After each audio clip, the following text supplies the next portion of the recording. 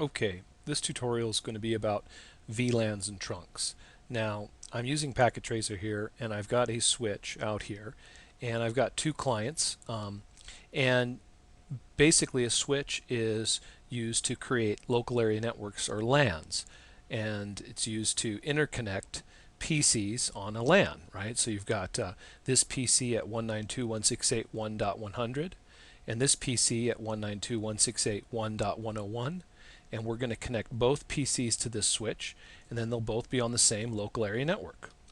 So I'll take the cables and I'll cable this switch right here, and we'll put this guy into port, let's say 5, and we'll put this guy into port fast Ethernet, click, and then we'll put this guy on port 10. So now both PCs are on the same LAN and they can talk to each other. So if I go into PC 101 here, open up a command prompt, I can ping the other PC at 1.100, right? I can send an echo request and get an echo reply, and we're on the same local area network and we can communicate, partially because we have the same network address space. Now what we can do is, let's take a look at this switch and start talking about VLANs and trunks. So first of all, the Cisco switches are set up by default so that every port on the switch is already part of the default VLAN, which is VLAN 1. So that means if we go into the switch, and we'll go into the CLI, command line interface, and we'll type enable, and we'll go to, we'll do show VLAN as a command from the privileged user mode. You'll be able to see that by default with the show VLAN command that VLAN 1 is the default VLAN. It's active, and notice all the ports on the switch are all part of VLAN 1, right?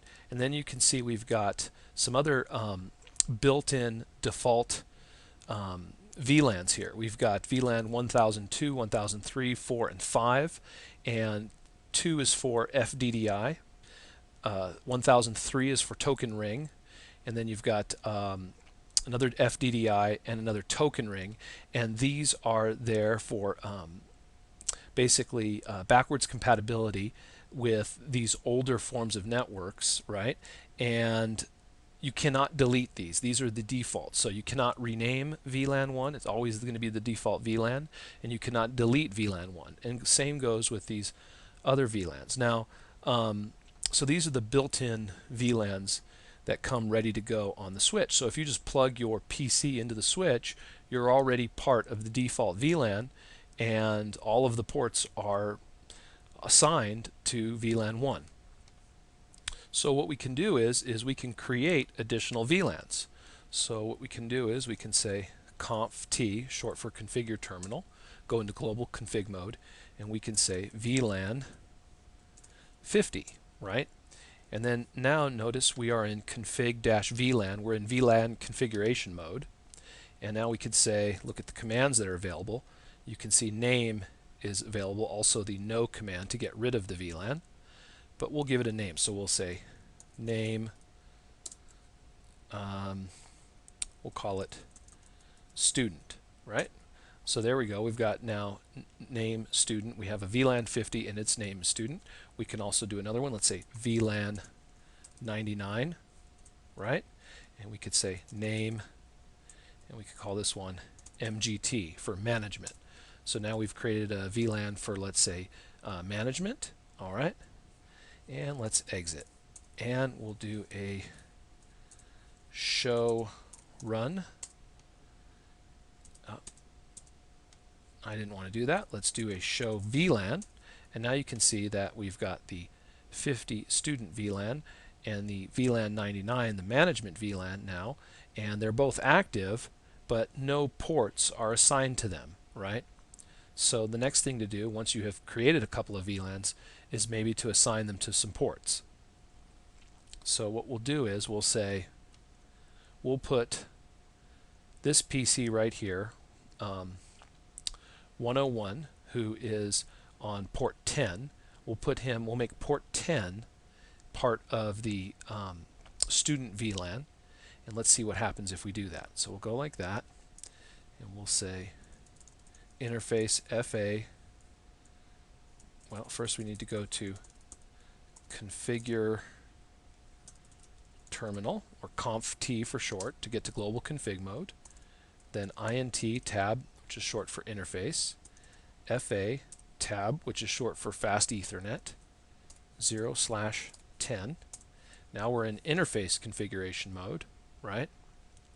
And we'll say switch tab, switch port, mode, access.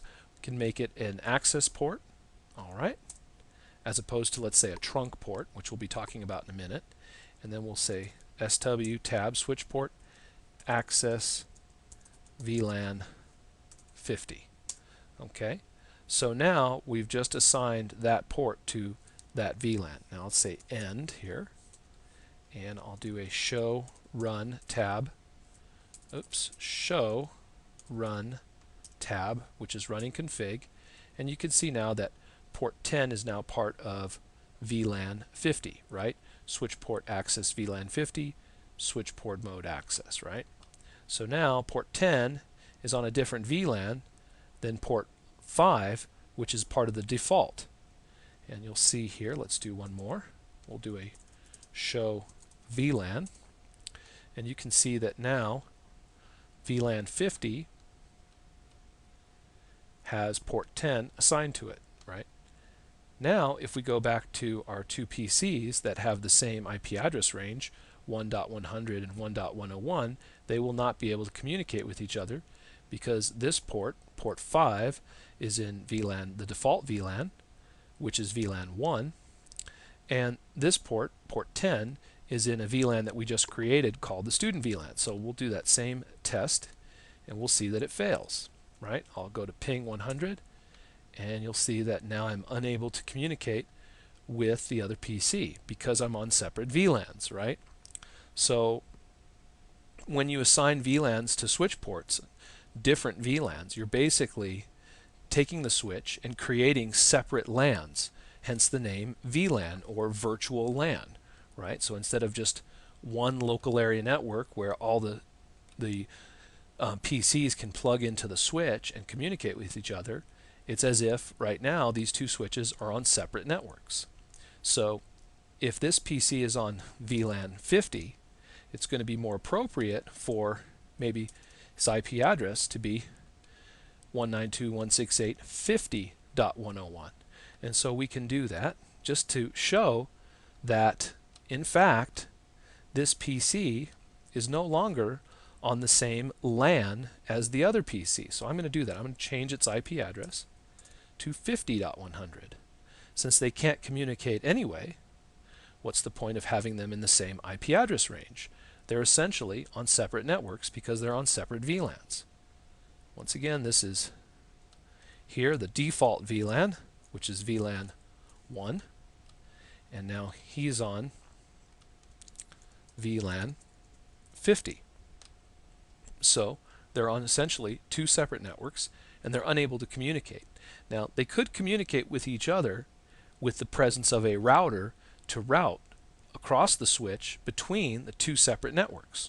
Or if we had a layer 3 switch, which could basically handle the routing itself from within the switch. But we don't. This is a layer 2 switch, and it's got separate VLANs now. It's got ports on separate VLANs, so the two PCs are unable to communicate.